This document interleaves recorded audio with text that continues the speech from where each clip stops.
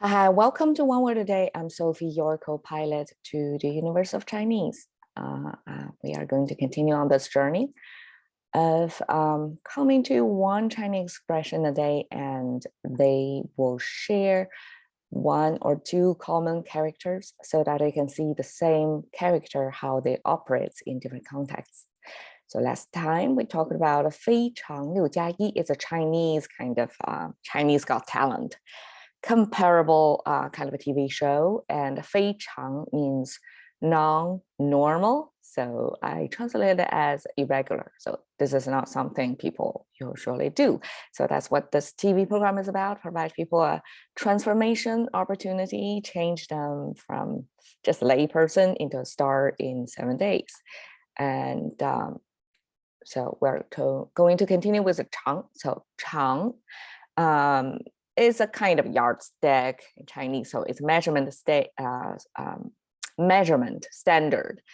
It used to mean kind of a standard of a flag, because flag making probably in the past need to be standardized, right? To be a symbol of a regime or country. I'm not sure if there were countries back then, but whatever the tribe, the flag is signifying, they need to have some flag making standard, and that standard of length, which roughly about 12 feet, is the 长, or 16 feet is the 长 here. So that's the standard. And then last time we talked of 非常, like non-standard or non-regular. Today we have 是. Oh my God, it's hard to pronounce even for Chinese. Okay, you see the two are curling tongue pronunciation, kind of when you have to curl your tongue, and they are both falling tone, so it is difficult. 是, okay, even if it sounds the same, but when Chinese heard this expression, they know it's two different characters. 世无常. So 长 is the same, that's the norm. 无, we long time ago talked about this character. It means no. It's a concept of null, actually. Null, like there's nothing, like non-existing. So instead of 非常, it's like outlier, right? You still have the norm, you have a distribution, and outlier is at the end. But 无常 is like there's no distribution. You cannot see a pattern over there. It's irregular. It's the ultimate chaotic status. So what does that mean? 世无常. 世, okay, we talked about this before a long time ago too.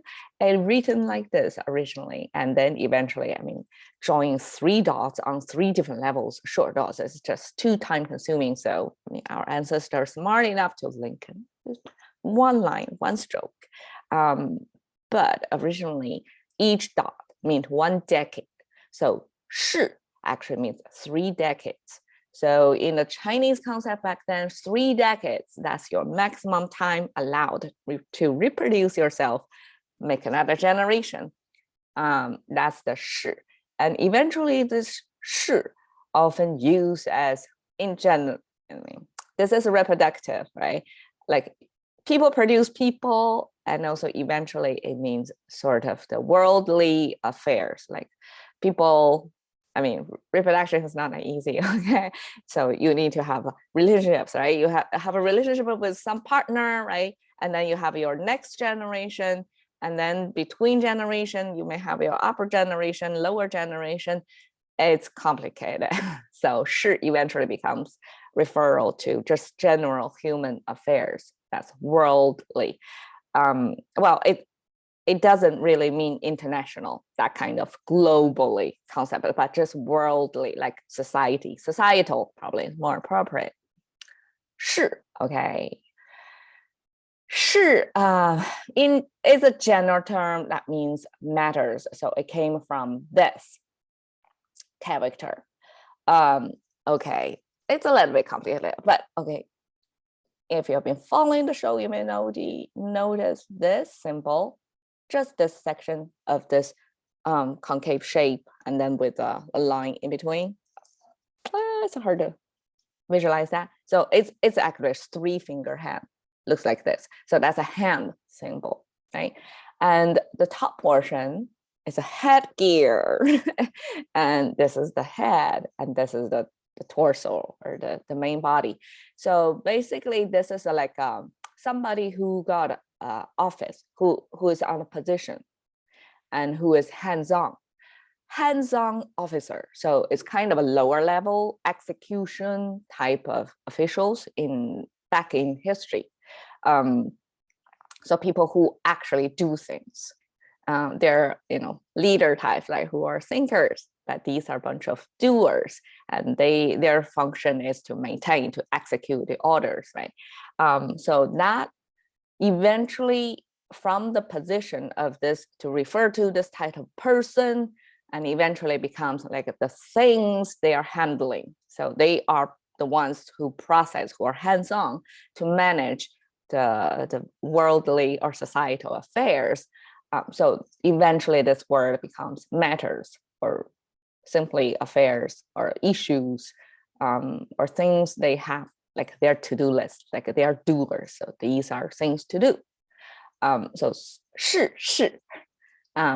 altogether means societal issues, or the worldly affairs, or the events happening in this world. Okay. And what does it mean? 世事无常. It just means like that, like your observation of what's going to happen in the society, issues going to happen in the society, especially to individuals. Like you're just one tiny drop in the whole fabric of society.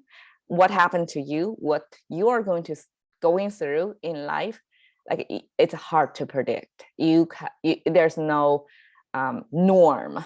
There's no yardstick to measure to tell you, oh, about this far you're going to go, or about this direction you're going to go. Like there's no prediction to that.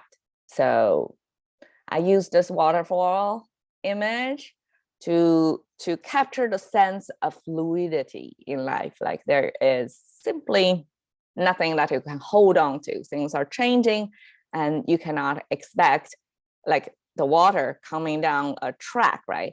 Like if you are a tiny water drop in that waterfall, it's really hard to tell from which route you're going down.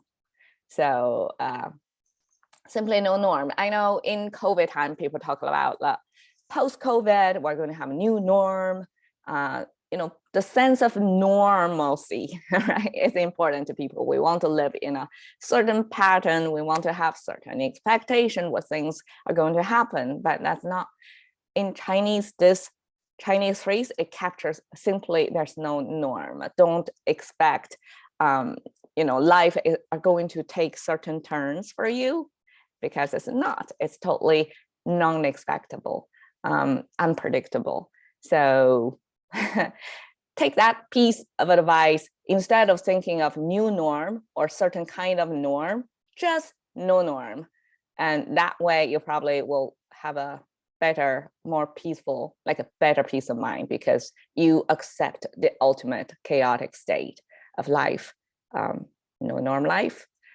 Okay, cash into the currency of thinking by just one word a day with Sophie. See you another day.